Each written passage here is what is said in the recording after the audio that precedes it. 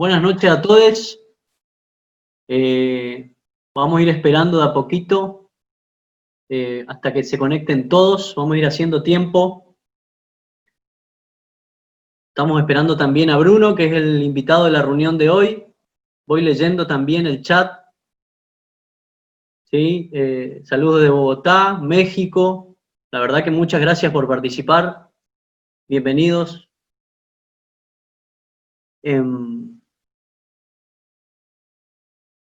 Vamos a ir despacito. Yo voy viendo si me escuchan bien, si me hacen un ok, con eso es suficiente. Si me van haciendo, genial. Muchísimas gracias. Antes voy aclarando, desde Ecuador, Juan Francisco, gracias. Yo soy Franco Ciganda, voy a oficiar de moderador o mediador, más o menos, por decirlo de algún modo, ¿sí? Ya que como ustedes saben, bueno, la virtualidad a veces nos pone obstáculos y a veces nos pisamos, se escucha con dificultad, a veces hay cierto delay, así que, bueno, la idea es que haya un moderador para que tengamos por ahí un orden y podamos, y que para todos sea fructífero y puedan entender y sea claro la participación de los compañeros. Bueno, voy arrancando entonces, más o menos así ya empezamos la reunión de hoy. ¿Sí? Antes que nada quiero dejar en claro algunas cositas. Como ya les estaba contando, bueno, voy a estar yo de mediador, por decirlo de algún modo. La primera aclaración es, bueno, alguna que ya hicimos ya sobre los mensajes que fuimos, o las invitaciones que fuimos mandando a través del Instagram, ¿sí? Que es más o menos la estructura que vamos a seguir para ordenarnos de algún modo en la reunión de hoy, ¿sí? Presentación de la reunión, voy a hacerla yo, después le voy a dar la palabra a Bruno, que como ustedes saben es nuestro invitado, lo voy a presentar dentro de un ratito también. Después hacemos una conversación y al mismo tiempo apertura para preguntas. La apertura para preguntas vamos a hacerlo a través del chat, ¿sí? Escriben y así como voy leyendo sus saludos, vamos a ir pasando las preguntas, ¿sí? Y que bueno, vamos a ir respondiendo en la medida en que si todo esto nos ayuda y funciona sin que se trabe, por eso digo, somos muchos hoy, hay que tener en cuenta eso. Y después de las preguntas hacemos las respuestas y el cierre, ¿sí? Cualquier cosa que no escuchen o tengan alguna dificultad, también pueden mandarlo al chat, yo voy a ir leyendo y vamos a ir tratando de arreglárnosla. Bueno, esa aclaración respecto a lo formal de la dinámica de la reunión de hoy. Después lo otro que me gustaría aclarar es que en el marco en el que hacemos esta invitación de conversatorio, ¿sí? Que es en el marco de la investigación que venimos desarrollando en Apola Posadas. Venimos reuniéndonos todos los martes a las 20 horas, aproximadamente 20:30, y el tema que elegimos para este año es el de los fundamentos del psicoanálisis. Y tomamos como lectura por ahí vertebral al seminario 11 de Jacques Lacan, ¿sí? El seminario que, en este seminario, bueno, ustedes conocen, es conocido porque Lacan intenta de algún modo consolidar las bases epistémicas para los conceptos fundamentales del psicoanálisis, que, bueno, son el inconsciente, la repetición, la pulsión y la transferencia. Estamos nosotros más o menos en la lectura a la altura de la clase 4, que es parte del primer apartado, ¿sí? Y Lacan se encuentra ahí trabajando el inconsciente y la repetición. Y se empieza a plantear en algún punto la problemática, se nos empezó a aparecer nosotros la problemática de el sujeto del inconsciente, en tanto concepto fundante del psicoanálisis. Y fuimos registrando de algún modo que no se puede concebir el descubrimiento del inconsciente hasta o sin el advenimiento del cogito cartesiano. En la medida también que el cogito cartesiano es correlativo al sujeto de la ciencia, ¿sí? Esto para dar un panorama y un contexto. Y bueno, es en este terreno, por decirlo de algún modo, cómo surgió la idea de invitar a Bruno Bonoris, que ustedes ya lo conocen, es amigo, colega, psicoanalista, investigador y miembro de Apola Internacional. Y que también escribió el libro, ¿sí?, El nacimiento del sujeto del inconsciente, que lo tengo acá, que también lo conocen, y que nos parece como un recorrido histórico y epistémico sobre las condiciones de posibilidad del surgimiento del sujeto del inconsciente. Así que bueno, nos pareció pertinente, y ahora sí te voy dando la palabra, Bruno, si estás ahí, ¿sí? Nos pareció pertinente invitarte. Desde ya estamos totalmente agradecidos que te hayas copado a intercambiar con nosotros. Y bueno, para ver qué sale un poco de esta encrucijada entre el sujeto del inconsciente y el cogito cartesiano. Bienvenido, Bruno. Bueno, hola, ¿cómo están? Me disculpo por la demora, no sé si fue un problema mío, no sé qué pasó, pero quizás me estuvieron esperando unos minutos, así que les agradezco la paciencia. Les agradezco también a las amigas y los amigos de Apola Misiones, Posadas, por la invitación, es muy, muy, muy lindo.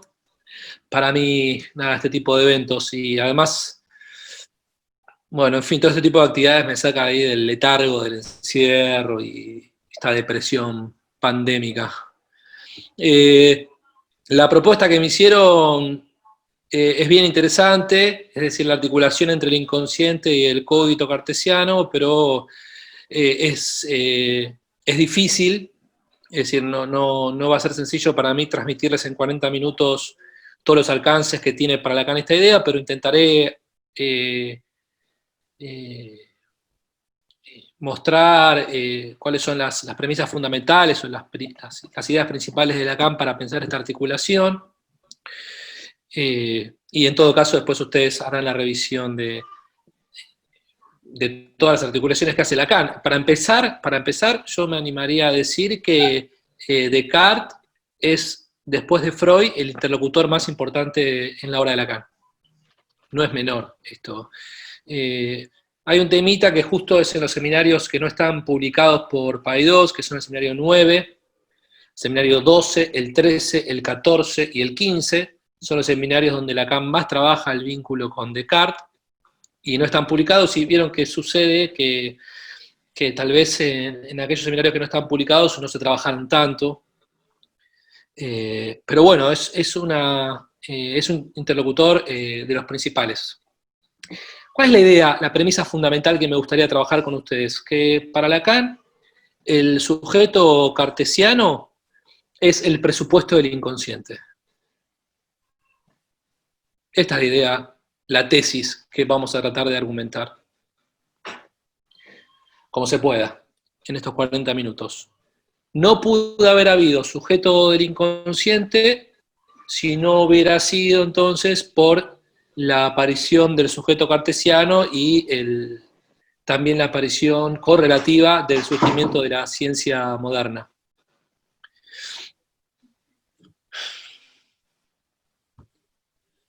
Bueno, entonces, ¿cuál es la similitud de los movimientos entre Descartes y Freud? En principio hay una idea básica, fundamental, que es la siguiente. Descartes, como Freud, fueron tal vez las figuras que produjeron las subversiones en lo que respecta a los modos de articular el pensar y el ser.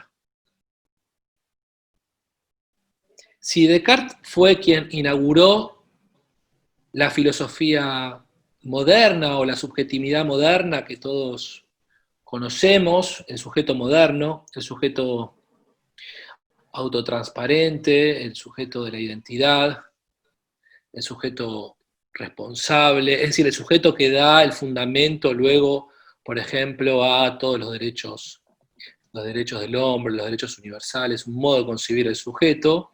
Si Descartes es la figura que inaugura este tipo de subjetividad, Freud es quien, si se quiere, inaugura otro tipo de subjetividad que fue también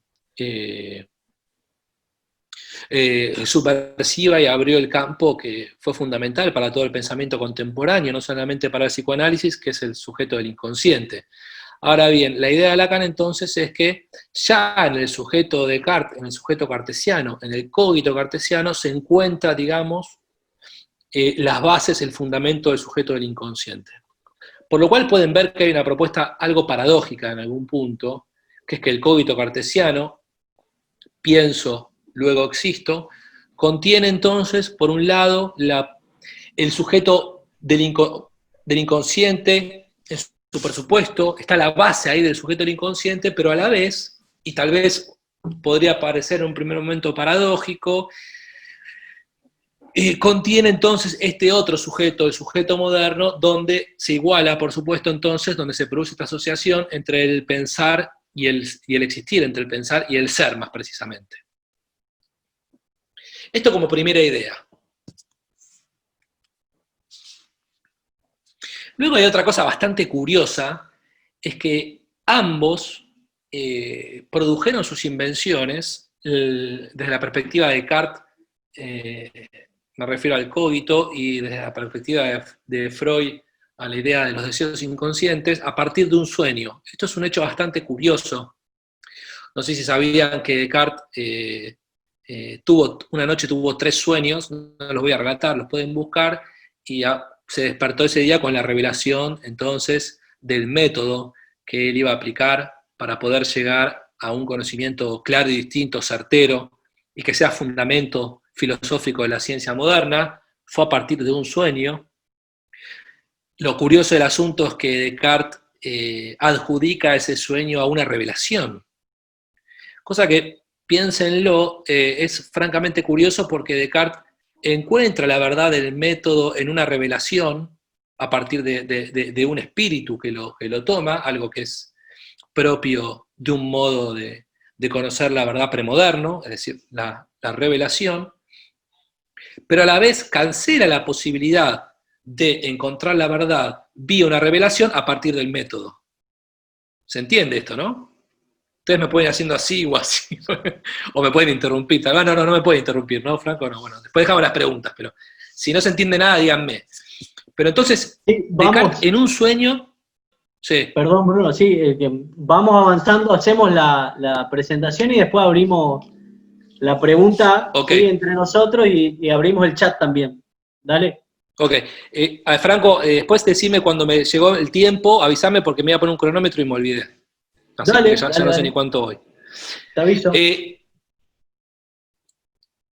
Y Descartes, entonces, la gran diferencia es que Descartes en este sueño le adjudica este sueño a la revelación de una verdad que viene de quién, por supuesto, de Dios. O de una instancia trascendente. La gran novedad es que Freud también descubre la verdad del inconsciente en un sueño, pero Freud se la adjudica entonces al inconsciente, no a Dios. Y ahí viene la gran transformación para nosotros, que para Dios, de acá dirá, Dios no está muerto, Dios es inconsciente. Es decir, acá se produce un desplazamiento en el lugar donde va a buscarse la verdad. Podemos decirlo de otro modo, una vez que Dios ha muerto, el lugar donde se puede recuperar la verdad forcluida, dice Lacan, rechazada a partir de la ciencia moderna, es en el inconsciente. Bien, entonces, avancemos un poquito. ¿Se acuerdan de Descartes? Muy rápidamente, ¿cómo llega Descartes al cogito?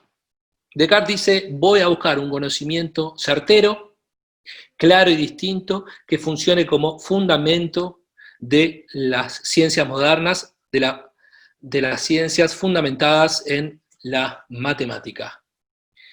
Y parte de un método, que es el método de la duda. Y dice, voy a dudar de todo hasta que encuentre algo claro y distinto. Y arranca dudando, y arranca a dudar. Y esta duda se escalona en 3 niveles. Primero duda de los atributos secundarios, de las cualidades, de las propiedades, luego duda de las existencias y por último duda de las esencias. Empieza dudando de las cualidades, es decir, ¿qué son las cualidades? Aquello que puede encontrarse o que puede conocerse por vía empírica. Lo primero que ataca Descartes entonces es el empirismo ingenuo.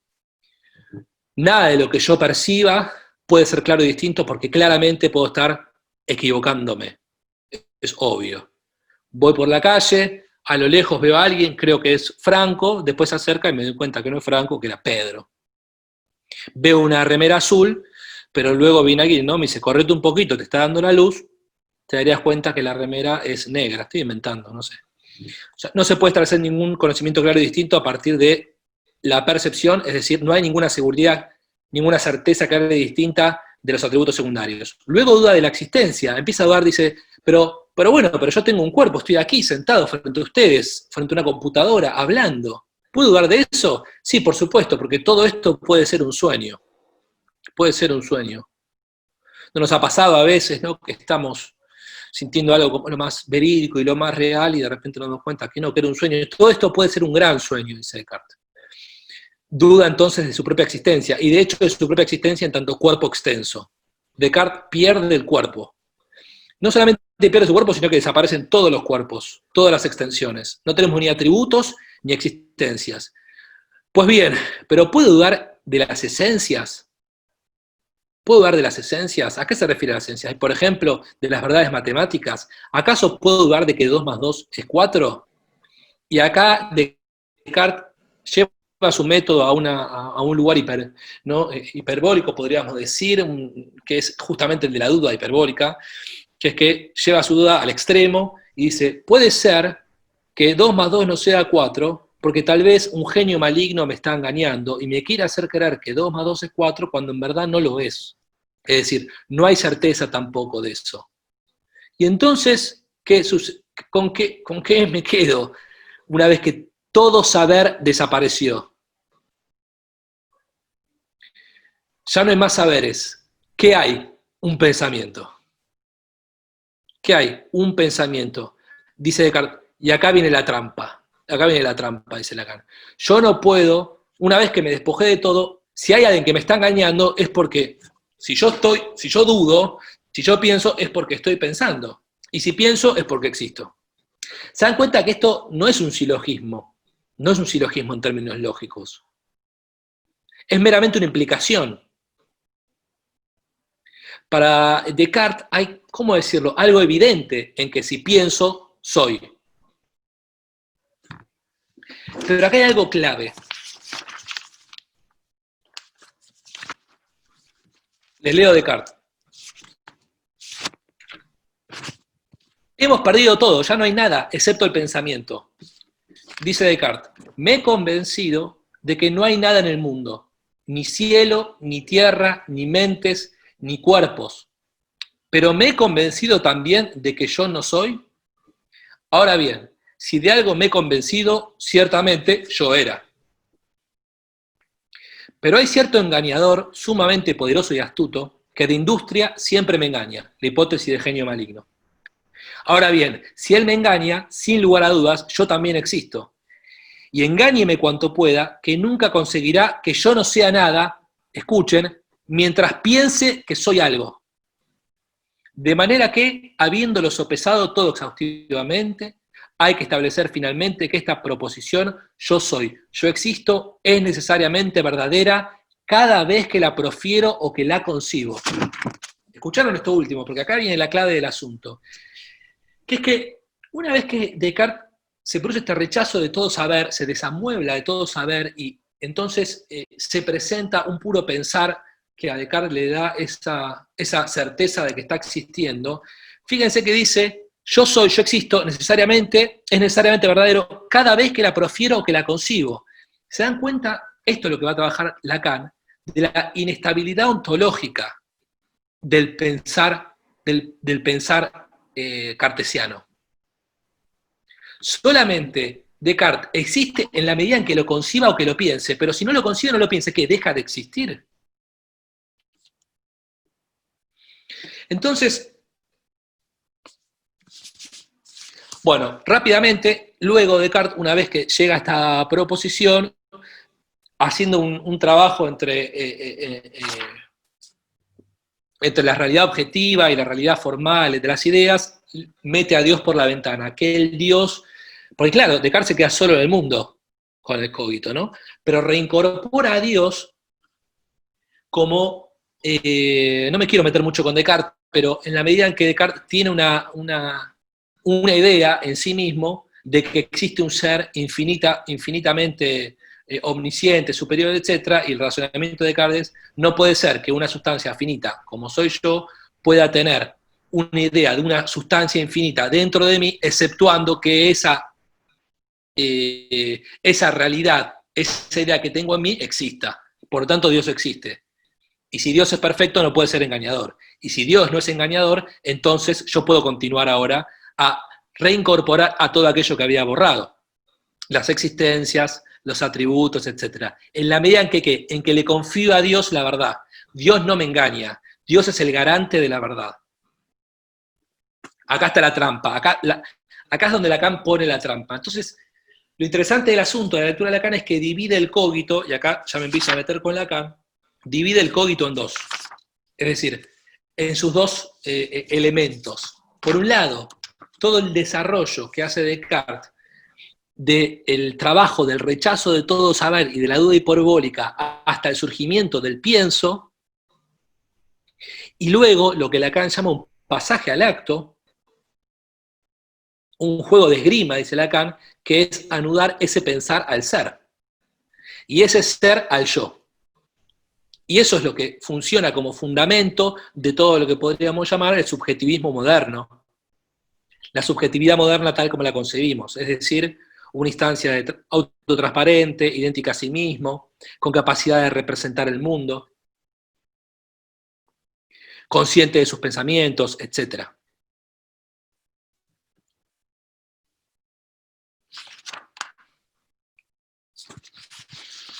Espérenme un segundito que les quiero leer algo.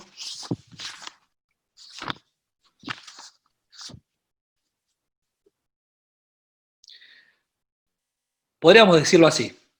Allí donde Descartes dice, donde dudo, tengo la certeza de que pienso, Freud dice, donde dudo, tengo la certeza de que piensa. ¿Se dan cuenta de esta visión clave? Descartes, donde dudo, tengo la certeza de que pienso, Freud, donde dudo, tengo la certeza de que piensa. La clave del asunto va a ser el estatuto que le demos al pensamiento. Pero un puro pensar, un pensamiento inestable ontológicamente.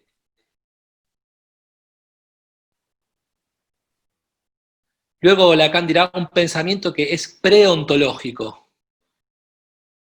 que no es ni es lo no realizado. Porque todo esto finalmente, porque ustedes me podrán decir, bueno, pero ¿para qué Lacan hace todo este quilombo? Porque quiere argumentar racionalmente la existencia del inconsciente freudiano. Ese es el objetivo de Lacan. Y acá es cuando cambia, se dan cuenta que si el inconsciente es un pensar que surge en las fracturas del saber, ese pensamiento no es un pensamiento que existe en un lugar junto a otros pensamientos y tiene una existencia ontológica en el sentido de que es algo que hay que ser descubierto. Tiene una realidad muy distinta. El inconsciente para Lacan va a tener una realidad muy distinta a la que tiene Freud. Y esto en función entonces de este análisis del sujeto cartesiano. Entonces, todo el análisis que va a hacer Lacan, en función de esta separación entre los dos elementos entre el pensar y el ser va a ser justamente abrir esta brecha entre el pensamiento y el ser. Y a lo largo de estos seminarios, entre el seminario 9 y el 15, Lacan va a buscar distintas modalidades para pensar cómo se articula el pensamiento y el ser en función de la idea propia del inconsciente. Por ejemplo, en el seminario 9, Lacan dice, este pienso, bueno, hay un montón de vueltas con las cuales no me voy a meter, pero hay una idea que me parece fundamental, es que para Lacan ese yo pienso de Descartes, para Lacan es un yo sé que pienso. ¿Se dan cuenta del movimiento? Es decir, ¿cuál es la clave de ese yo sé que pienso? Lacan dice, el engaño fundamental, uno diría, de la historia de la filosofía. ¿Que es cuál? El sujeto supuesto saber. Es decir, que si hay un saber, hay un sujeto que lo posee. No importa si es Dios, el Dios de la religión, digo, o el Dios de los filósofos. No importa si es el paciente. Hace poquito, porque en general, ¿qué decimos los psicoanalistas en general? No, los analistas no tenemos el saber, lo tiene el paciente. Falso, el saber no lo tiene nadie. Ese es el engaño. Y acá viene algo absolutamente impresionante, que es una pregunta que se hace Lacan, que yo no vi a mucha gente hacérsela, que es ¿dónde está el saber antes de que se sepa? Antes de que Newton formulara la ley de la gravedad, ¿dónde estaba ese saber? Y eso va a dar cuenta de el modo de concebir de Lacan de la temporalidad y la espacialidad del inconsciente. Va a ser clave eso. Y para pensar el estatuto ontológico del inconsciente.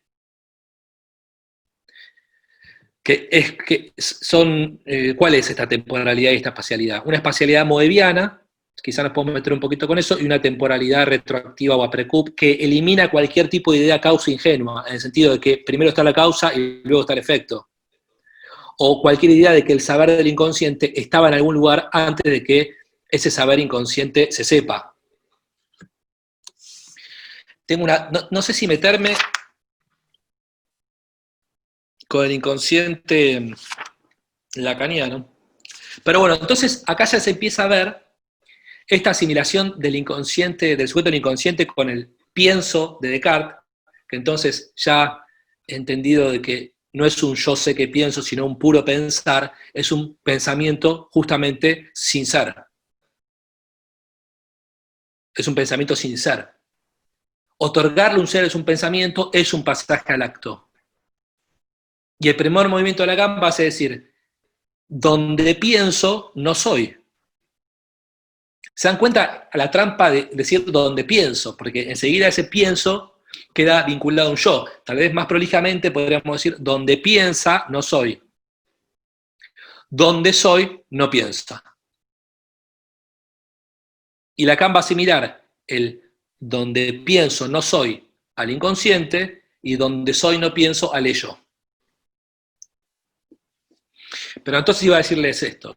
Entonces, este pensamiento que surge luego del barrido de todo el saber, es decir, que surgen las fracturas del saber, es un pensamiento inestable ontológicamente, Lacan evanescente, un sujeto evanescente, un sujeto evasivo, dice. ¿Por qué evasivo? ¿Por qué evanescente? Porque no tiene una realidad en el espacio-tiempo en el sentido ontológico. Nunca lo puedo apresar. Cuando lo intento agarrar se me va de las manos, porque cuando aparece, desaparece. Un ejemplo muy sencillito le voy a dar, que se me ocurre,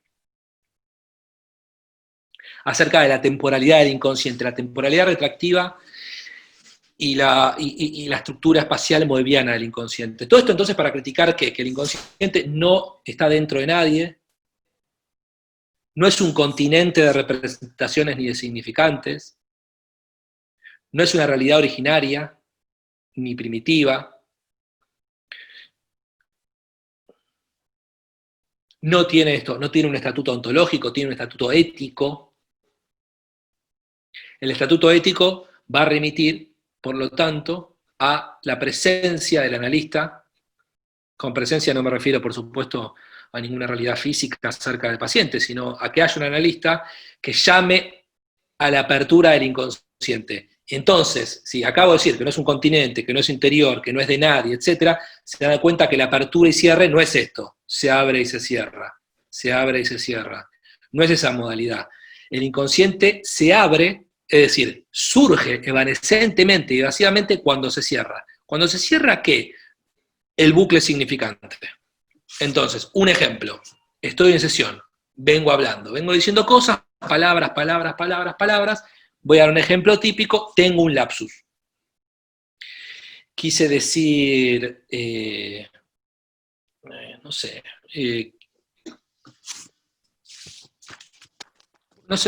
los ejemplos son siempre malos, Pero no importa, tengo un lapsus, cualquiera. Quise decir el nombre de mi madre y dije el nombre de mi pareja, pónganse. Entonces, ¿qué pasa con esa palabra? Se transforma en un significante, es decir, en una X. Estrictamente en un significante no, en una X, es decir, ¿por qué dije eso? ¿Qué quiere decir eso? Una X. ¿Es una formación del inconsciente? No, para nada. ¿Por qué? Porque para que haya una formación del inconsciente se requiere entonces del cierre. Tengo una X. ¿Por qué habré dicho eso? ¿Por qué habrá venido ese significante a ese lugar? Una X. Entonces, sigo hablando, y en algún momento surge entonces una palabra que se transforma en un significante que le da valor de formación del inconsciente a aquel lapsus. Y ese lapsus, en la medida en que fue lapsus, habrá sido una formación del inconsciente, porque una vez que eso, formación del inconsciente, ya está, ya pasó, ya fue. Por eso Lacan dice que las formaciones del inconsciente son los rastros del inconsciente, la estela del inconsciente. No hace falta que haya un lapsus, ¿no? Uno puede estar hablando, por ejemplo, bueno, vengo a verlo porque estoy muy deprimido, etc. Bla, bla, y a esta puede decir, bueno, pero ¿a qué se refiere con deprimido, no? Y ahí transforma esa palabra, lo transforma en una X. Digo una X, porque en un sentido estricto no hay un significante solo, nunca. Pero ¿qué querrá decir eso de deprimido? Entonces la persona sigue hablando, y después dice cualquier cosa, bueno, usted sabe que en verdad yo vengo de una familia que es así, porque mi papá de chico, pum, pum, lo que fuera. Perdón, estoy escuchando voces por los... Bueno, no importa. Transforma un trato psicoanalista ese significante, o esa palabra, mejor dicho, en una X, y luego sigue hablando, y puede ser que otro significante transforme aquella X en otro significante, y ahí hay una formación de un sujeto, haya un sujeto en inconsciente, con ese estatuto evanescente, evasivo, con esa temporalidad retroactiva, y con esa espacialidad, entonces, moebiana, en el sentido que no hay ni adentro ni afuera, y ahí donde parece que hay dos lados, entonces, un lado interno, un lado externo, una cara, no, es la misma banda. Bueno. La idea de Lacan, básicamente también vinculado a este pensar sin ser, es que una vez que se piensa al sujeto constituido por el lenguaje, por la estructura significante, no puedo, ya desde la premisa de que un significante en tanto tal no significa nada, ni por la vía de la metonimia, ni por la vía de la metáfora, adjudicarme un ser. O sea, la estructura misma del lenguaje me deja, y acá va a venir el otro tema muy relevante, alienado. Alienado no a un otro en el sentido de una dependencia de una figura de otra edad, sino alienado a los significantes, es decir, en un estado de fading, de desaparición. No hay ningún significante que me signifique. Y acá viene, en todo caso, la gran diferencia entre Freud y Descartes, o tal vez, mejor dicho, entre Lacan y Descartes, que es que la separación de Descartes va a ser un pasaje al acto en la medida en que, a partir de ese pensar, se da un ser que lo garantiza a Dios, Y lo que dirá Lacan es que ese Dios, para nosotros el otro, no tiene ninguna garantía, no hay ninguna garantía, es decir, no hay ningún significante del otro que me signifique en tanto sujeto deseante, y adquiriré entonces algún tipo de existencia a partir de esta operación de separación, que es entonces articulándome en tanto sujeto en falta al deseo del otro y encontrando cierta estabilidad ontológica en el fantasma, es decir, en qué soy para el deseo del otro.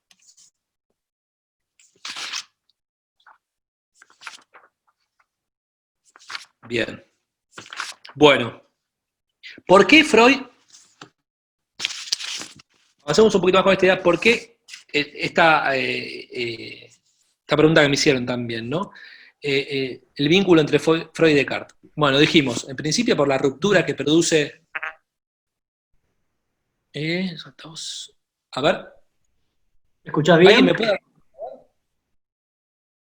¿Escuchás bien? No, se me apagaron los auriculares. Está bien, los escucho desde acá. Te escuchamos bien igual, ¿eh? Ahí te escuchamos. Está bien, no.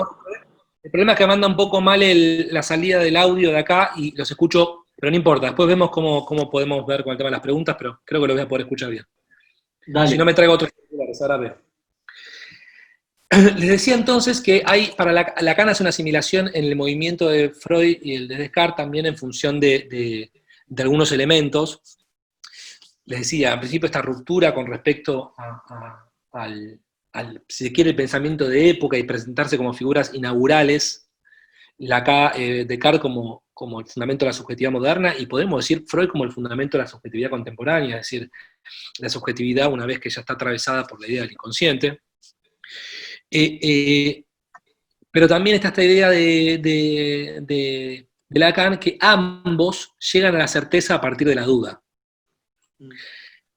En el caso de Descartes está claro, y en el caso de Freud es porque encuentra la verdad del inconsciente allí donde duda. Y este es algo muy relevante en lo que respecta a qué leemos los analistas. Porque lo que dice Lacan es que donde Freud ubica una duda, ubica un índice de verdad. Es decir, en esos puntos del texto, donde el texto, ¿cómo decirlo?, fracasa, ¿no?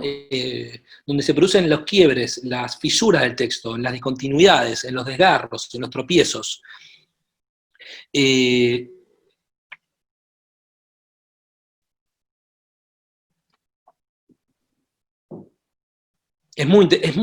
francamente interesante esto también para pensar en los cambios de vía, digamos, ¿no? ¿Dónde lee Freud? ¿Dónde ubica la certeza de un pensamiento inconsciente? Hay pensamiento inconsciente ahí donde surge esta, digámoslo así, esta duda.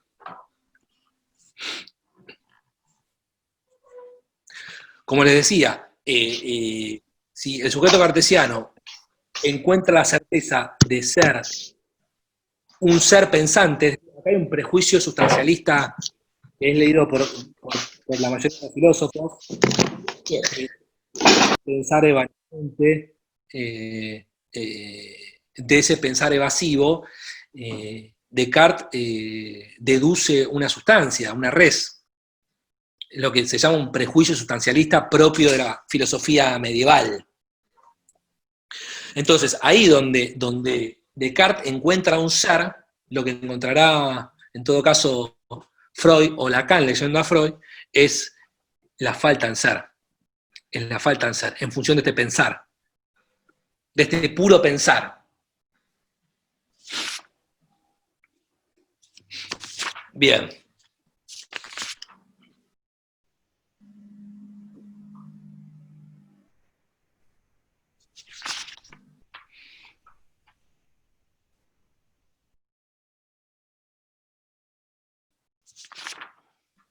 Bueno, me parece que les transmití las ideas, las ideas principales que quería decirles. Digo, porque todo esto, claro, da lugar a varias vías de investigación, ¿no? Porque Lacan articula en principio en el seminario 9 a Descartes al problema de la identidad y del rasgo unario, y hace todo un trabajo sobre el cogito. Luego en el seminario 11, para pensar, como les decía antes, el inconsciente lacaniano, Luego hace todo un trabajo, en el mismo seminario 11, un trabajo, un vínculo entre el Bell cartesiano y el Bell de la alineación, y cómo entonces tal vez la separación cartesiana es un pasaje al acto, porque lo que dice acá es que Descartes quedó en fading, ¿se dan cuenta? Quedó en fading. Cuando no existe, no hay atributos secundarios, no hay existencias, no hay esencias, pienso, o eso piensa. Y solamente existo en la medida en que lo diga o lo conciba. O sea, su ser está pendiendo esto, pendiendo de un hilo, está en este fading, podemos decir.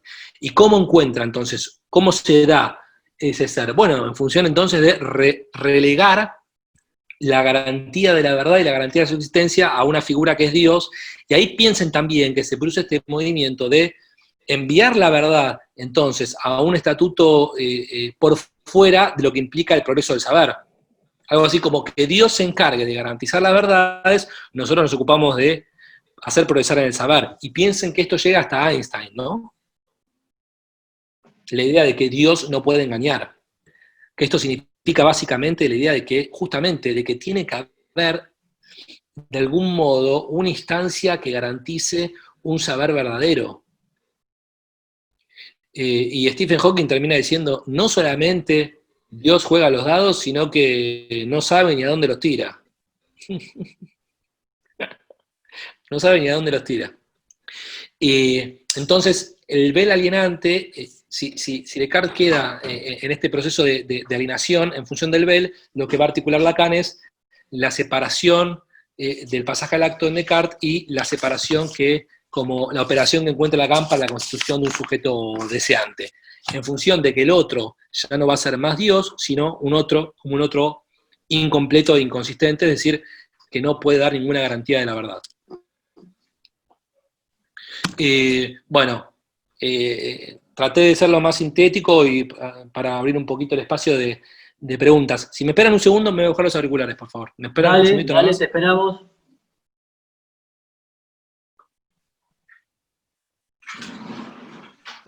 Bueno, mientras esperamos, le voy recordando por ahí la estructura que veníamos o que intentaremos llevar a cabo ahora, que somos muchos.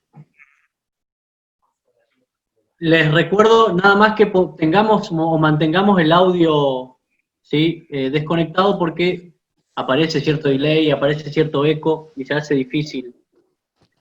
Vamos a pasar a tener una conversación con Bruno, ¿sí? En el marco de la reunión de hoy, ¿sí? Como todos los martes.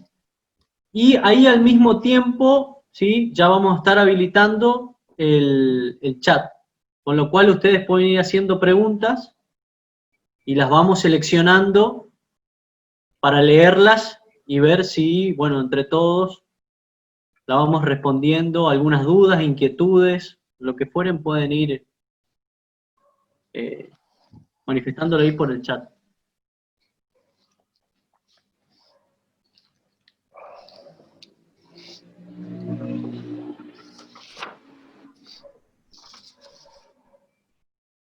¿Estás ahí, Bruno? ¿Lo escuchás Sí, bien? estoy acá. Sí, los escucho perfecto. Genial. Bueno, estaba comentando que vamos a abrir entonces la charla tipo conversatorio entre, bueno, los participantes de la reunión que llevamos los martes, ¿viste? Todos los martes. Perfecto. De Muy Apola, bien. y también al mismo tiempo vamos habilitando el chat, ¿sí? Para los que participan hoy exclusivamente, ¿sí? Y que lo hacen Bueno, por dale. primera vez. Ok. Bueno, por ahí a mí me interesaría un comentario y una pregunta tengo en relación por ahí a lo que venimos investigando, y después le doy lugar a Lean, que también está levantando la mano, ¿sí? Voy a ir tratando de ver y habilitando a todos los que quieran participar. Voy a retomar por el final, que me parece que la encrucijada en la que estábamos tiene que ver con eso, con el correlato que presenta el cogito cartesiano con el sujeto de la ciencia. Y que vos elaboraste un poquito esto de la división entre el saber y la verdad, del cual participa tanto, a partir del cogito cartesiano, participa el sujeto de la ciencia, ¿no? Ahora, esto, ¿cómo lo pensás en la clínica, digamos? Porque Lacan es bien claro ahí en que, al menos en el seminario 11, para circunscribirnos a las lecturas que estamos haciendo, Lacan es claro en este seminario y plantea que este sujeto del inconsciente, su cogito cartesiano de por medio, sujeto de la ciencia, es el Ich de Freud. Pareciera ahí un punto en donde nosotros nos encontramos con una ambigüedad, ¿no? El Ich de Freud en esa frase conocida de, bueno, yo no me acuerdo ahora por ahí de memoria la traducción, no sé si te la acordás vos, ahí donde eso estaba debe advenir. ¿Tenés el micrófono? No se te escucha. A ver ahí. No.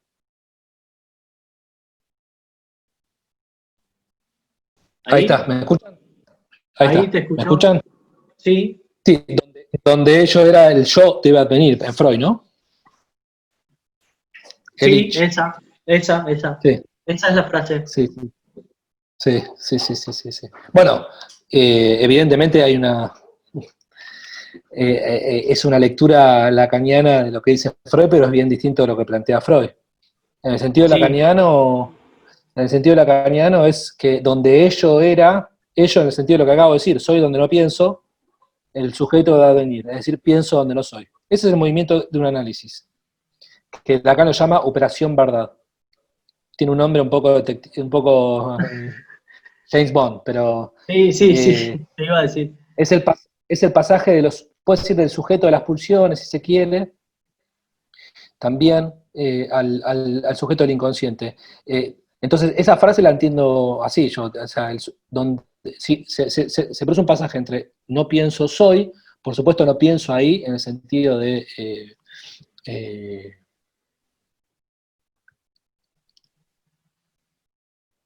¿cómo decirlo?, de la obturación del impedimento del surgimiento de un pensar más allá del yo, a justamente lo que pasa en un análisis, que es habilitar, esto es lo que tiene que hacer un analista, habilitar la posibilidad de que eso hable más allá de las personas que están ahí hablando como sujeto de la denunciación en un sentido clásico, quiero decir, ¿no? De dos yoes. Yo entiendo de ese modo esa frase que Lacan lee en Freud.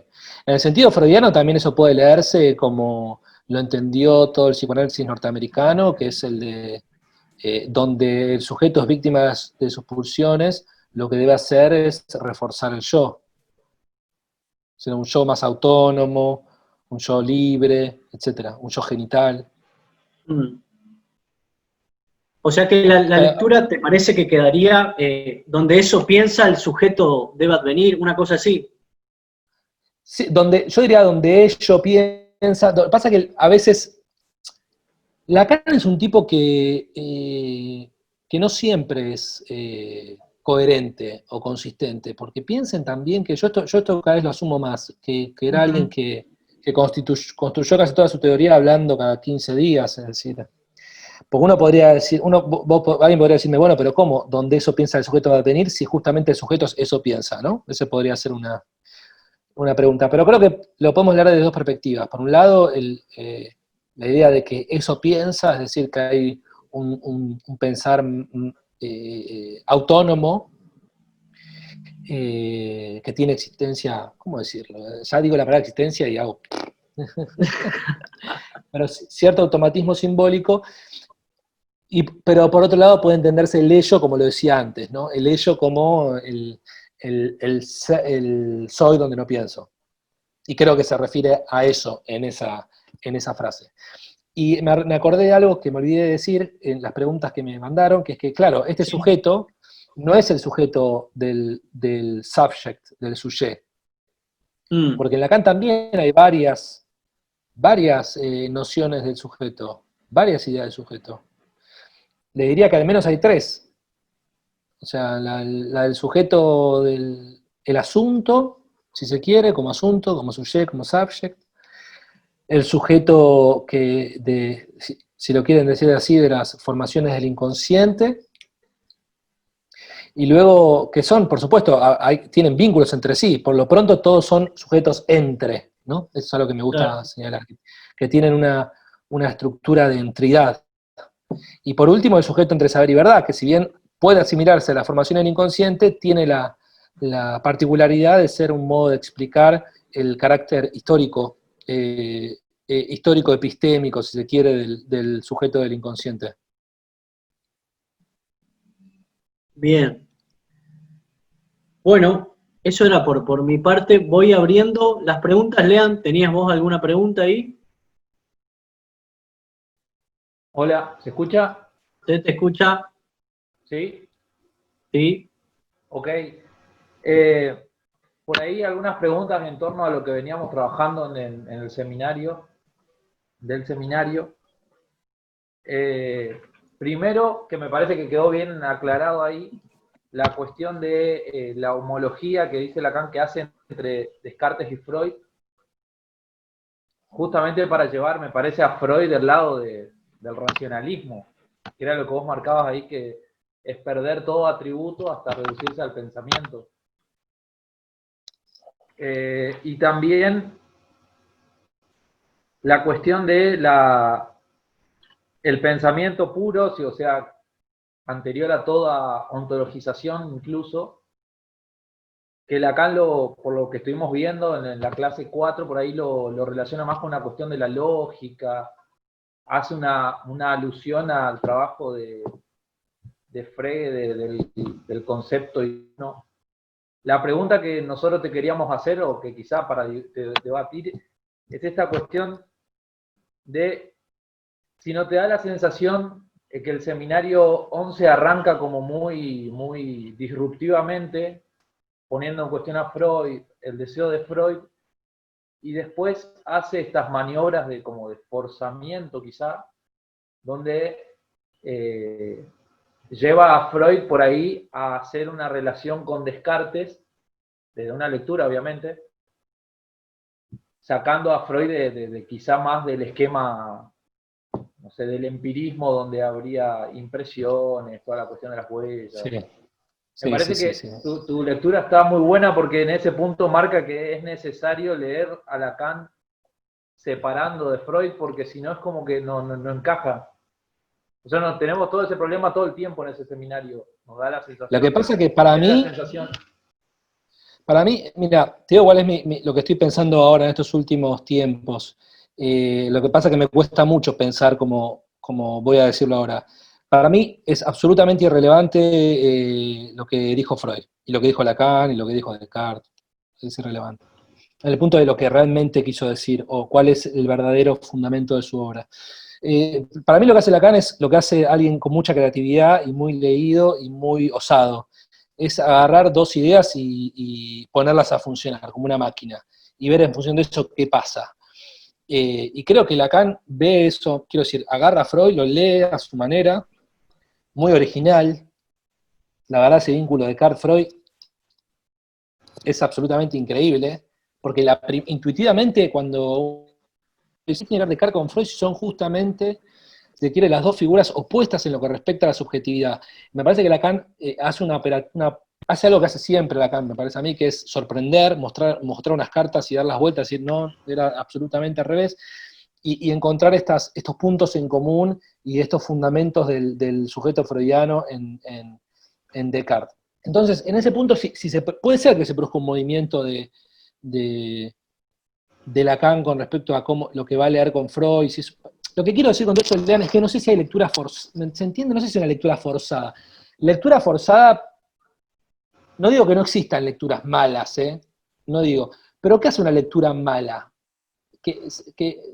Una lectura mala sería que sea como apegada, no sea apegada al autor, o que sea una idea que no tenga ni pies ni cabeza, que no sirva para pensar nada. Entonces, en este punto, tal vez, si bien Lacan hace un movimiento de pensamiento un poco, tal vez un poco extraño, en todo caso, todo indica que parece ser una buena idea. encontrar el fundamento del inconsciente en un pensar sin ser ya en el principio del cogito, es decir, donde surge la ciencia moderna, aparece el fundamento filosófico de la ciencia moderna y se abre la condición de posibilidad de que alguien diga, ahí el inconsciente.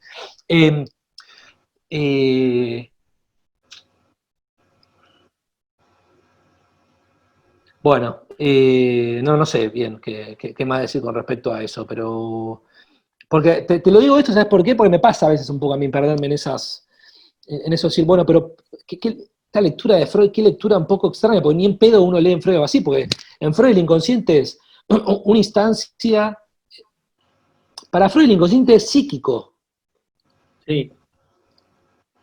y para Lacan no. O Realmente. sea, ya es como una diferencia radical, digamos, que no, para Lacan no hay psiquismo directamente. Y es muy difícil salir de la idea de psiquismo, ¿eh? No solamente de psiquismo, sino de psicogénesis. De que hay una causa, que nuestros problemas tienen una causa infantil. Hace poquito estaba leyendo un libro, esta anécdota y ya me callo, estaba leyendo un libro de una psicoanalista brasileña, un libro muy bueno, que me estaba gustando muchísimo, hasta el último capítulo que se pone edípico y termina explicando la depresión en función del Edipo de un depresivo, que la madre es muy presurosa y el padre, no sé qué. O sea, yo entiendo que alguien pueda pensar eso, no tengo ningún problema, son teorías, pero bajo ningún punto de vista puede pensarse eso de la perspectiva de Lacan, porque no hay psiquismo y no hay psicogénesis. No hay psicogénesis. Hay que pensar mucho el lugar de la causa, porque una vez que pensamos esta estructura del inconsciente, esta temporalidad y esta espacialidad, la causa no funciona como funciona antes, como una causa anterior que produce un efecto, en el sentido Edipo-neurosis. ¿Se dan cuenta? Es una causa, Lacan dice, la causa del inconsciente es una causa perdida. Es una causa que cojea. No hay Bueno, determinismo. en ese sentido, es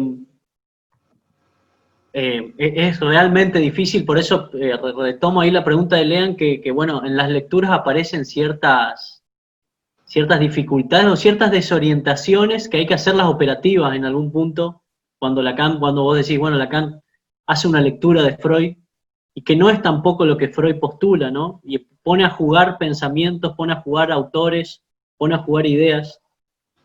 Incluso esta antiontología o esta ausencia de determinismo, difícil pensarla cuando vos planteas, bueno, ¿dónde está el saber antes de que se sepa? ¿O dónde está ese pensamiento autónomo, por así decirlo? ¿No? Que funciona solo. Por eso la pregunta iba en dirección, o siempre tratamos de encauzar nosotros, bueno, ¿cómo la leemos desde la clínica a esta cuestión que es realmente compleja, pensar que no hay ontología, que no hay determinismo? ¿Se entiende por ahí? O sea, estoy sondeando y estoy pensando sin poder armar la pregunta, pero siempre es una encrucijada en la que nos encontramos. Y sí, porque te sobre deja una incertidumbre absoluta. Porque no hay ningún saber. En todo caso, vos tenés algunos conceptos y tenés una teoría sobre el deseo, sobre el inconsciente, pero no sabés nada sobre el paciente, no sabés nada. Sí. Es decir, porque no se presupone ningún saber anterior también. Por eso yo cuando leo a veces, son teorías, posturas, está todo bien con todos, quiero decir, pero cuando leo hipótesis vinculadas al Edipo, me pregunto si la gente interpretará en función de eso después. ¿Se Claro. entiende? Sí. Los varones generalmente, el padre, la madre, o sea, me pregunto si cuando venga un paciente interpretarán eso, pero desde la perspectiva lacaniana me parece que no se puede. Sí, la pregunta va Pero igual, más que escucha, perdón, Franco, Sí. sí, Lean, perdóname. la cuestión iba más que nada porque nosotros notamos o mucho de una clase es este intento de retomar, de tratar de ubicar esto en Freud de alguna manera, en vez de apuntar la idea a la novedad que está planteando. Y a veces me parece a mí que si uno no tiene una posición tomada, por lo menos respecto a si Freud y Lacan son lo mismo, uno se pierde, se mezcla, no entran los engranajes de esta máquina, como vos decís, como que no termina de funcionar correctamente, parece. Bueno, está bien, pero eso también porque uno tiene una estructura muy rígida, quiero decir, a la hora de leer los autores. Porque si no tienes una estructura muy rígida, no veo por qué uno diría que Lacan y Freud o sea, ¿cómo decirlo? Esta idea que Freud y Lacan son los mismos me parece como, no sé, como profundamente ridícula. O sea, no.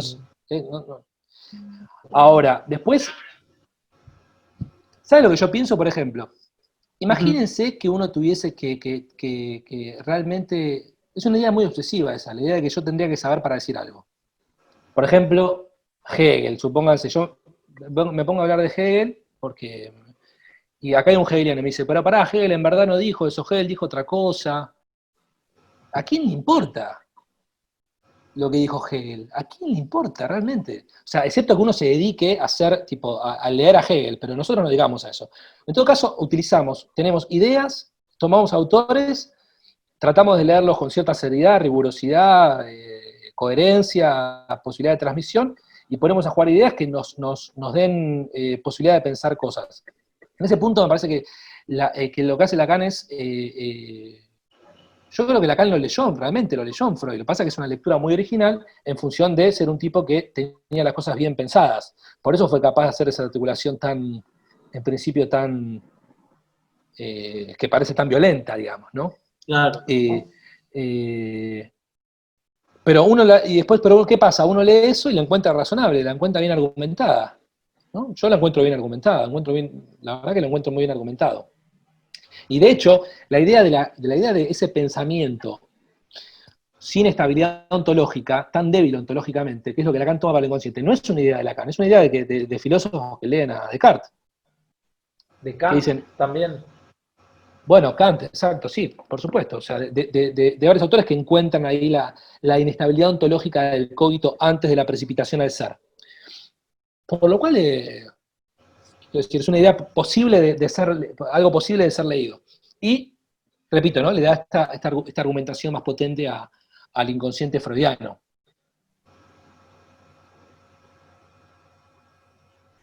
Claro. Bueno, voy leyendo, ahí vamos habilitando las preguntas, voy leyendo en la medida en que van apareciendo acá. No sé, Bruno, si vos tenés acceso también, igual te las acerco y las sí, leo. Las tengo acá, a ver. Hay con respecto para no perderlas, ¿no? Cuestiones de filiaciones, conceptos. Acá Hernán también, por ejemplo, trae una cita de Canguilhem. Bueno, acá la primera que pregunta que leo es la de Alejandra. Hola, Ale, ¿cómo estás? ¿Estás por orden? Dale, sí. Sí, acerca de la separación. La pregunta es, en cuanto a la separación fantasmática, ¿es en cuanto soy para el deseo del otro en tanto significante de la falta? Si entiendo bien la pregunta, creo que frente a la alienación, que es la alienación de quedar en fading a partir de los significantes, ¿se acuerdan, no? Petrificación, fading, que en realidad no existe algo así como la petrificación porque siempre los significantes se presentan en su estructura sincrónica, es decir, nunca hay un significante suelto. O sea, el sujeto queda en fading, la salida de esa inestabilidad ontológica, justamente, va a ser la perspectiva del objeto para Lacan, no del significante. Es decir, el sujeto encuentra su existencia en tanto respuesta al deseo del otro en función de un objeto. Por eso, la división sujeto-objeto en Lacan debe ser revisada seriamente porque sujeto es objeto, el objeto es sujeto, objeto deseante, se arman unos líos tremendos ahí, muy interesantes, pero entonces la perspectiva es que uno queda, ¿cómo decirlo? Encuentra cierta estabilidad ontológica frente al deseo del otro y frente a la ausencia de garantías con respecto a nosotros como sujeto del deseo en cierta posición objetal, ¿no? No sé si respondí, pero si no, cualquier cosa me puedes preguntar. Después Hernán me pregunta, perdón, ¿las leo yo las preguntas? ¿Está bien? Pero Sí. no, te iba a dar un comentario. Entonces, ¿te parece ahí, Respecto a esto que estás para charlarlo, porque me parece muy interesante la pregunta, ¿ahí te parece que Sí. cuando hay división se superponen el lugar de objeto y el sujeto? Cuando hay fragilidad ontológica, cuando hay división. Me parece En que esto se que estabas produce. diciendo. Me parece que la idea de Lacan creo que me parece, son preguntas muy difíciles para mí, ¿no? También. Que el momento en donde se produce justamente el cierre del inconsciente, hay dos productos. Por un lado, la división subjetiva, y por otro Sí. lado, el objeto como causa de deseo. No sé si diría que se superponen, pero hay esa doble producción, digamos. No sé Sí, sí, sí, la entiendo. respuesta... O sea, superponen tal vez es la palabra, no sería una palabra por ahí indicada, sucede en simultáneo, podríamos decir. Sí. Creo que son las dos producciones la apertura del inconsciente, es decir, de su cierre. Bien, claro. Bueno, tengo otra acá de Hernán, ¿sí? Que te mando un abrazo. Y, bueno, ubica por ahí cierto momento de la charla donde vos manifestaste Descartes pierde el cuerpo. Si podrías Sí. ampliar esta idea y si esto quiere decir que para vos en Descartes no hay cuerpo. Si la res No, extensa claro. no es cuerpo. Claro. No. Hola Hernán, ¿cómo estás, amigo? Eh, no, justamente porque después Descartes recupera el cuerpo. Lo pierde en el proceso de la duda, ¿no? Hasta que llega justamente al punto hiperbólico del puro pensar. Pero luego, una vez que ya encuentra la garantía en Dios, empieza a recuperar las existencias y entre ellas su cuerpo. Pero sin embargo, para Descartes, el cuerpo es una instancia degradada. Él, como existencia, es una res cogitans. La res extensa es, ¿cómo decirlo?, secundaria. De hecho, trata a su cuerpo como un cadáver, como una máquina, Mm, que es el cuerpo. Después va a ser el cuerpo que da lugar al cuerpo anatomopatológico de la medicina, un cuerpo mecánico, profano. mm. Sí, profano, un cuerpo profano. Es muy importante todo esto, porque el cuerpo histérico va a ser el retorno de la sacralidad del cuerpo. De Es decir, aquello que fue profanado. exactamente, el cuerpo que se presenta como un cuerpo cadavérico, un cuerpo maquínico, un cuerpo sin sentido, porque la existencia en total se juega en la res cogitans, lo que la histeria en todo caso denuncia o se presenta, digamos, es una recuperación del cuerpo como instancia de verdad.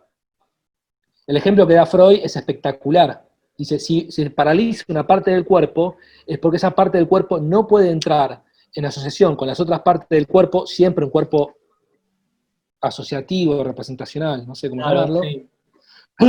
deja de entrar en asociación porque adquiere un estatuto distinto, una importancia distinta. Lo dice Freud, así, un estatuto sagrado.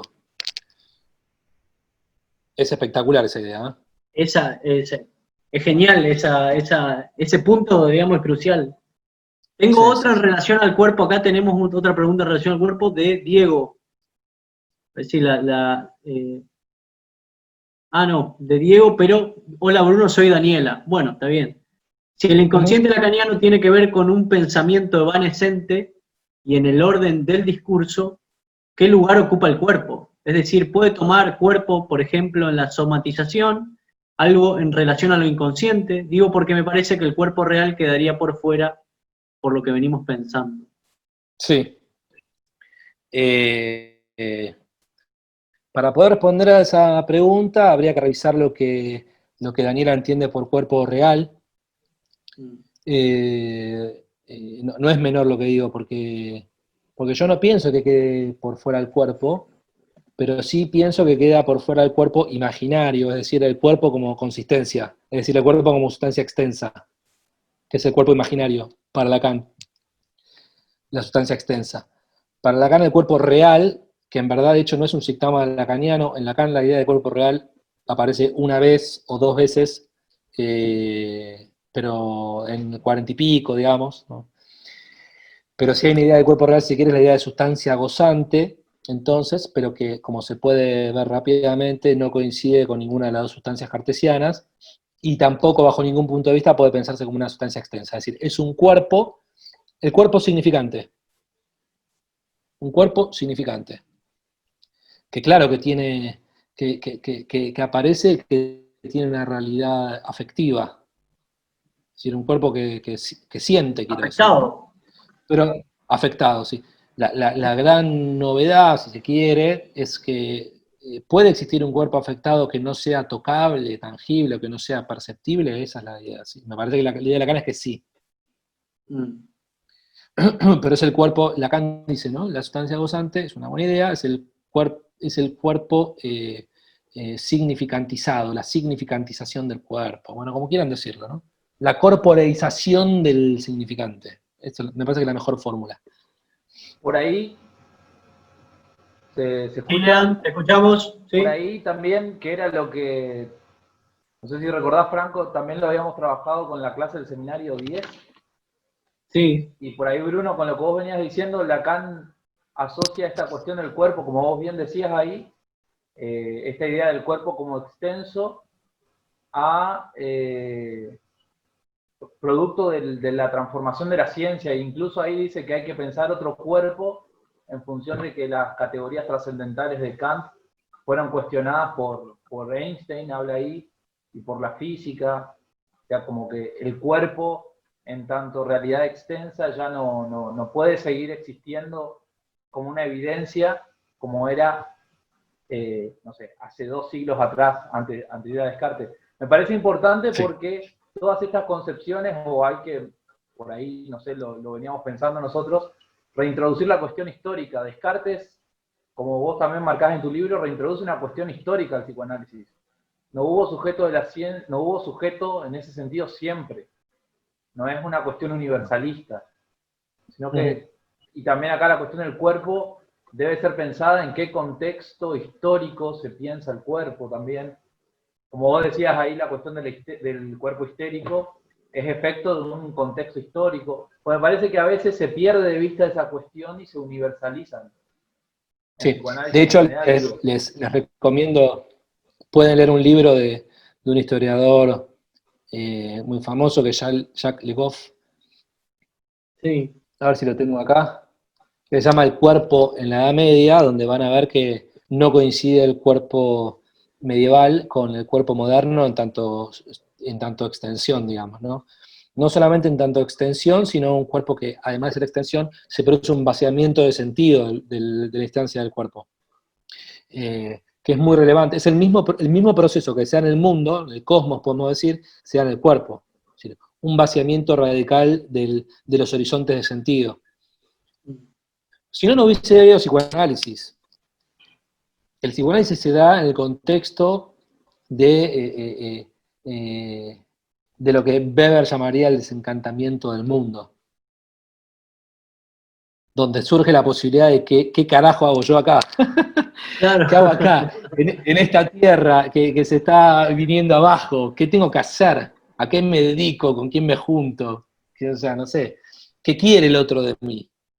Esa pregunta solamente puede ser posible en la modernidad.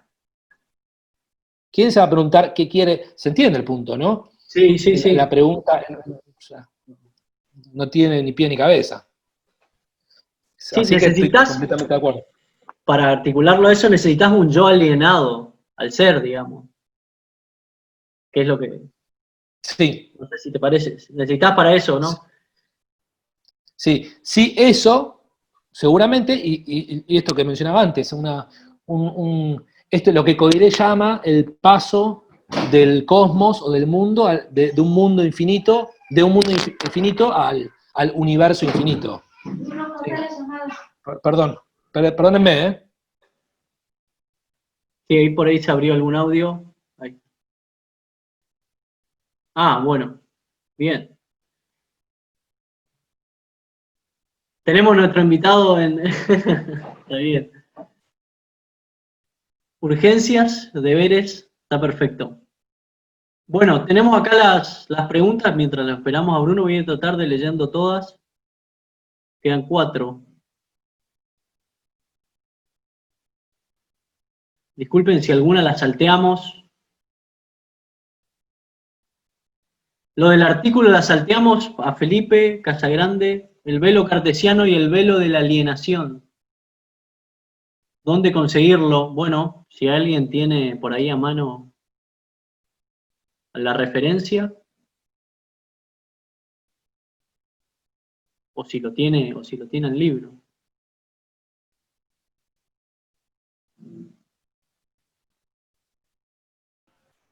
Por ahí, quizá para esta cuestión, lo que vos hablabas, Bruno, hay un libro que se llama Antropología del Cuerpo,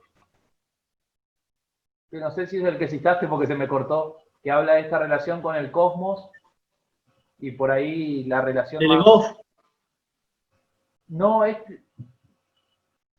me parece que es otro autor, no estoy Hay que, recordando el nombre. ahí habilitamos el micrófono.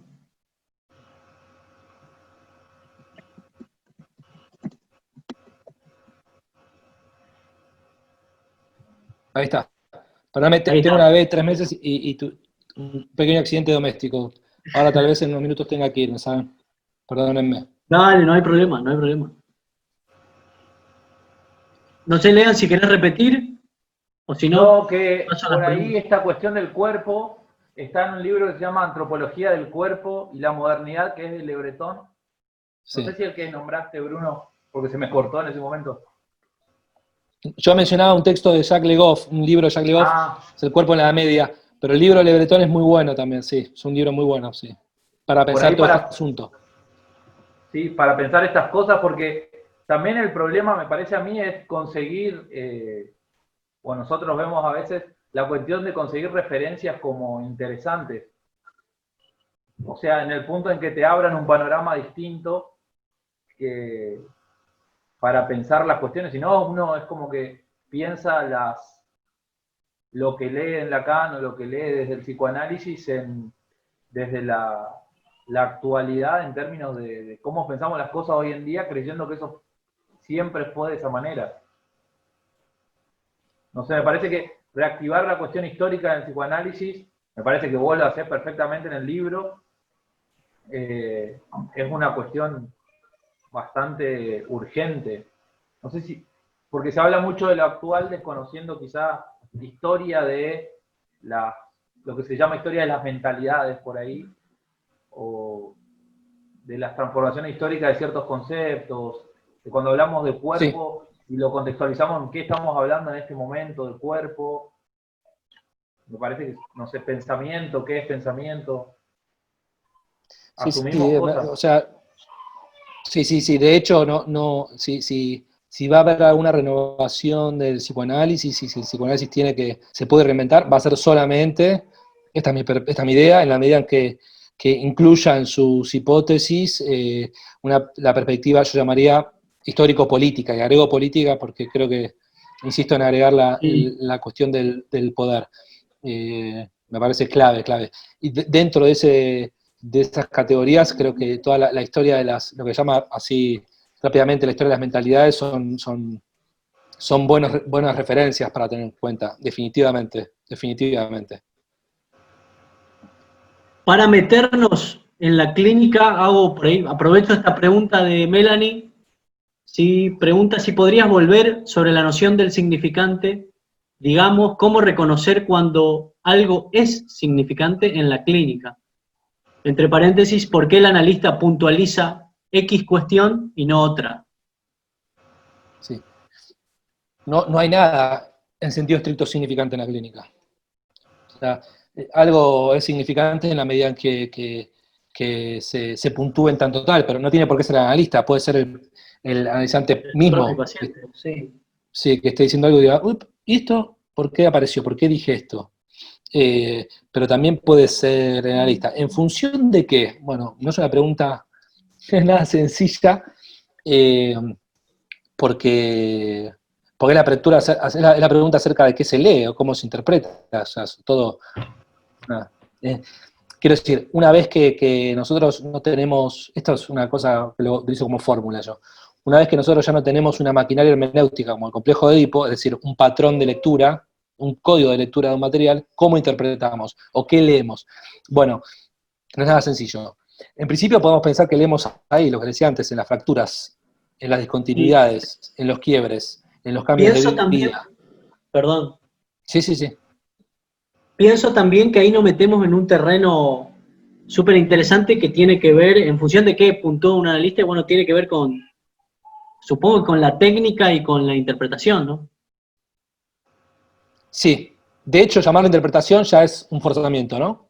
Claro, Y la O cuestión sea, del ser también, porque me parece que, no sé cómo lo pensás, Bruno, pero muchas veces se cree que las cosas son, o se parte de la idea de que hay significante en sí mismo, que la gente está alienada a significantes, y lo que uno tendría que hacerlo es encontrarlos ahí donde están, que era un poco lo que vos trabajabas con la idea de, me parece a mí, con la de Descartes, como que hay pensamiento, o sea, siempre partimos de la idea de que hay cosas y no de que, o nosotros por lo menos como lo pensamos, de que hay un dispositivo que genera condiciones para leer algo en esa lógica y no está de antemano.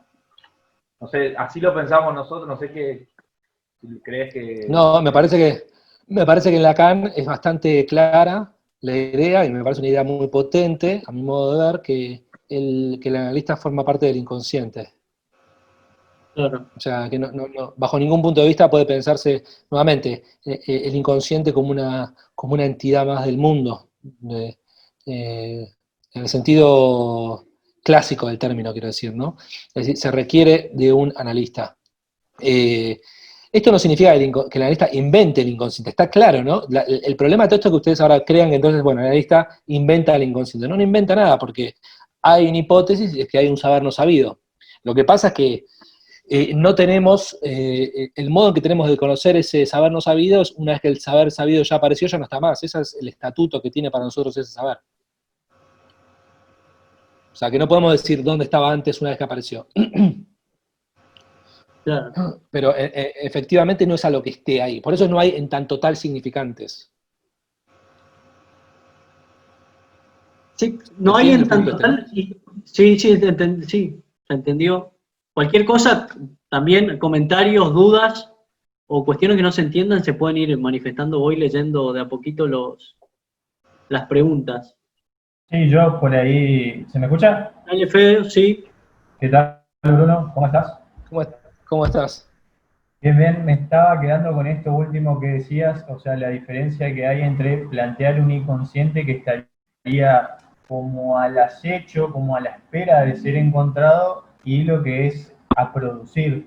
Por ahí, en esta cuestión, yo te hice la pregunta sobre el ser implicado en la pura articulación significante, y me interesó esto que vos tomaste el sueño de Descartes, el sueño de Freud, y justo después de este capítulo que nosotros estábamos trabajando, Lacan da un ejemplo con un sueño suyo para hablar de esto preontológico, y es una viñeta chiquitita, pero dice, vale preguntarse qué soy en ese momento antes de despertar, donde la representación se anuda todo con la conciencia. Y es interesante cómo responde a partir de solamente un enunciado donde el sujeto queda implícito por lo que se dice, despojado totalmente del cuerpo, y es solo eso. Sí. Sí. También, con respecto al tema de la ontología, Bien. nada, es algo a revisar también, ¿no? Porque vieron que Lacan dice que se interesa en el asunto en función de una pregunta de Miller, que era es filósofo, Sí, y creo que quedarnos meramente con que hay una antiontología, si bien es un buen principio para empezar a pensar, creo que está todo por decirse.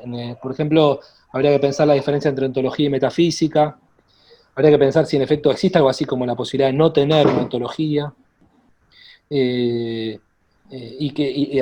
entiende, ¿no? O sea, una pregunta, sí, Félix diría una pregunta por lo que hay. O qué tipo de estatuto tienen los objetos con los que trabajamos en función del ámbito en el que trabajamos, el ámbito de entes, diría Heidegger, yo qué sé. Pero si hay un esfuerzo, me parece que el esfuerzo de Lacan es mostrar lo que decía antes, volviendo al cogito, este estatuto evanescente, evasivo, con esa temporalidad tan particular, digamos, y cortar cualquier idea de... También piensan que Lacan con quién discutía, ¿no? Con la idea de la evolución libidinal, el genital love, la idea todavía aún la idea de los instintos, eran sus interlocutores. Frente a eso, claro, hace este planteamiento tan extraño con respecto al preontológico, ¿no? Son términos, nada, del orden Sí, de sí, lo no realizado. en algún punto, a veces hablamos de eso, de ese sensacionalismo, al menos da en sus formas de plantear ciertas problemáticas, ciertas cuestiones, o cómo articula idea. Lo digo en el impacto que a veces pareciera que busca provocar. No sé si vas por ahí, pero Sí, al menos en eso pensaba. Y respecto a, sí, sí. me parece un tema interesante para tocar y pensar, digamos, ya que vos manifestás esto de, bueno, el estatuto de los conceptos o de cómo pensar determinados conceptos en relación a la clínica.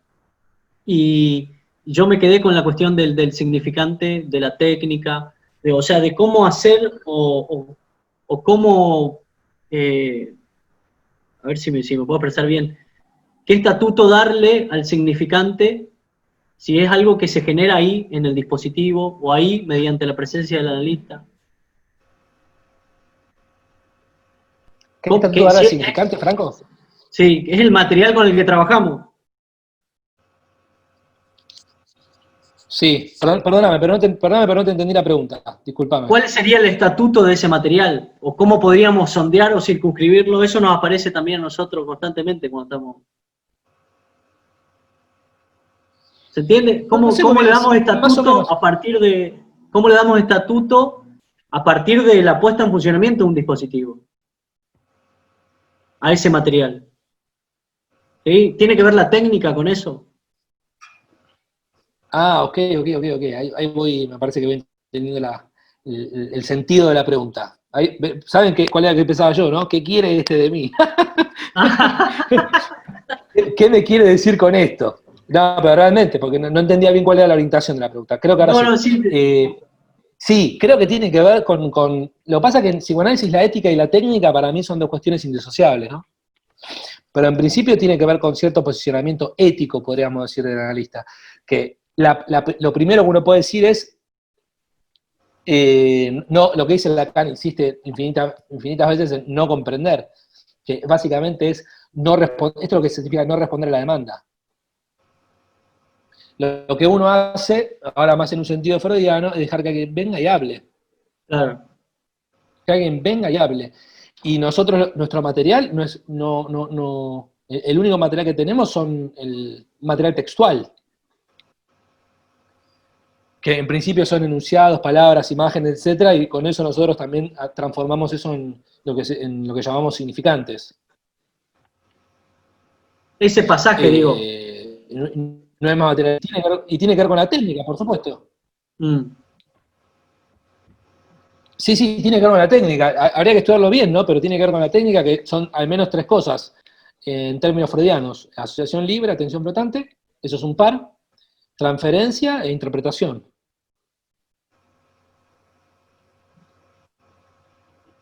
La pregunta por Me ahí iba parece que dirigida sí. porque, sí, veníamos, perdón, ¿alguien No, preguntó? está bien. Novich. Porque en relación a estos conceptos estamos trabajando transferencia, por eso te preguntaba, ¿no? En relación Bueno, a yo estoy este...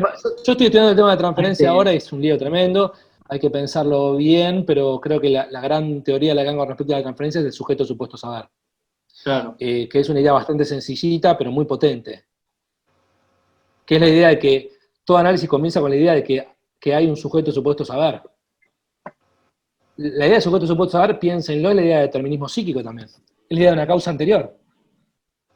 Es decir, que hay un lugar, llámeselo como quiera, Dios, que sabe. Y el análisis termina, en todo caso, cuando eso se liquida. claro. Es una teoría muy potente. Pero después está todo el tema del amor, etcétera, que habría que nombrarlo, que pensarlo un poquito mejor, pero... Sí, a mí con eso que vos decís me queda como que, bueno, también rescatando algo que dijiste hoy, con respecto, me pareció súper novedoso lo del sujeto supuesto al saber. Cuando colocamos el sujeto del supuesto al saber, cuando colocamos un ser, cuando colocamos, qué sé yo, filosóficamente un ente, o un yo, ¿sí? El analista, el paciente, ahí estamos transgrediendo la fórmula lacaniana, ¿no? O sea, ocupando el vacío Sí, que deja, digamos. sí. Sí. Por eso igual es una gran estafa. Claro, sí. Es una estafa, porque quien viene supone que nosotros sabemos y no. Hacemos como que sí. Hacemos como que sí sabemos, pero no sabemos nada. Le hacemos suponer tampoco, no, bueno, tampoco queda bien pensar, le hacemos suponer que él es el que sabe. En algún punto sí, le hacemos Claro. suponer eso. Hable que algo va a salir. En algún punto Hacerlo sí. partícipe de desengaño, claro, entiendo. Sí. Exactamente, sí. Por supuesto. Por supuesto. Bueno, y acá en relación a esa, Juan Salazar, ¿el analista lee, mas no interpreta? Bueno. Sí, sí, en algún punto sí, porque sí. O sea, una vez que prescindimos de un código de lectura, de una maquinaria hermenéutica, como quieran llamarla, no es estrictamente una interpretación. Pero tampoco sería estrictamente una lectura, porque también es una intervención sobre el texto. Una lectoescritura, diría yo. Igual son ideas muy sueltas que tengo, ¿eh? Las estoy tratando de formalizar. Pero no es meramente una lectura, porque es una lectura que interviene sobre el material. No puede ser Entonces, pensado una sin la otra. Sí. No puede ser pensado una vez sin la otra, no. No, me parece que no. Hola, buenas noches, ¿me Bien. escuchan? Tengo una pregunta. Dale, Maxi, sí. Con respecto al lugar, Gusto, perdón. con respecto al lugar que te parece que ocupa Descartes en la obra de Lacan, ¿te parece que sirve para pensar particularmente, y por la cantidad de veces que de algún modo conversa Lacan con Descartes, para separarse, o sea, marca bien las rupturas que hay con Freud? ¿Se podrían pensar más fácilmente a partir de Descartes esas separaciones de la obra de Freud y de Lacan? A ver si entiendo la pregunta. Si a partir de la lectura de Descartes puede leerse mejor las distintas posturas de Freud y Lacan, ¿decís? Sí. Porque hablamos de posicionamiento ético, de la técnica, del cuerpo, del estatuto del inconsciente. Sí. Sí, me parece que sí. Difícilmente, lo voy a responder así. Difícilmente, si uno es lacaniano, quiero decir, si le interesa la teoría de Lacan, una vez que lee el modo que Lacan lee a Freud a partir de Descartes, difícilmente pueda quedarse con la idea de inconsciente de Freud. Claro. En el sentido clásico del término. Es decir, una instancia dentro de un aparato psíquico, dentro de una persona, que se abre en el sentido como una bolsa. A la noche la censura cae y se abre el inconsciente y salen las representaciones. O sea, me parece que sí. En ese punto sirve para hacer esta distinción. Bien. Bueno, hasta ahora pareciera que cumplimos con todas las preguntas. Hay una de Guadalupe última, ¿qué me quiere? Entre signos de pregunta. Bueno, queda por ahí No un poco... sabemos, tampoco sabemos. Sí, tampoco sabemos nosotros. No estamos en el lugar del sujeto saber. Bueno, y después referencias, Hernán propone en relación al cuerpo, que muchos han leído Embrollos del cuerpo de Miller, a tener en cuenta, como son bibliografías con las cuales tenemos que dialogar también. Claro. Y bueno, a ver si estoy tratando de ver si se me saltea alguna pregunta.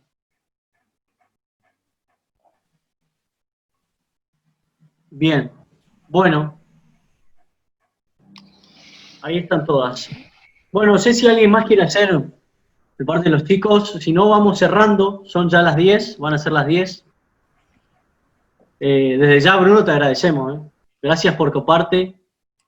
Gracias por participar. A nosotros nos viene re bien porque la verdad que veníamos ahí en esta encrucijada y se nos planteó automáticamente la idea de invitarte y poder por ahí esclarecer algunas cosas, plantear otras cuestiones. Bueno, no, gracias a ustedes por la invitación. Ojalá que la próxima podamos vernos en vivo y en directo. Ojalá, Eh, ojalá. cerquita, la pasamos mejor. Barbijo. Y gracias a todas y a todos que no son de Apola, que se coparon para participar.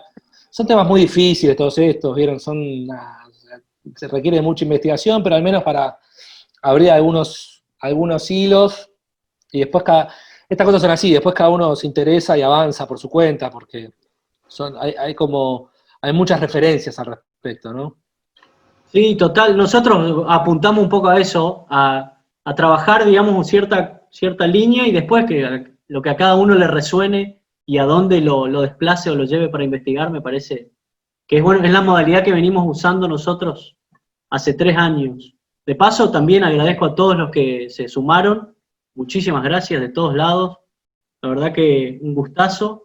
Y bueno, para los que no conocen, los invitamos, ¿sí? Nosotros todos los martes estamos haciendo la reunión, alrededor de las 20, ¿sí? Y organizamos por ahí encuentros para la investigación y además otros encuentros. Son todos invitados, se pueden conectar y comunicarnos a partir del Instagram, ¿sí? Por lo pronto, en esta pandemia, reuniones virtuales. Así que, bueno, vamos cerrando. Gracias a todos. Gracias, Bruno. Gracias a todos.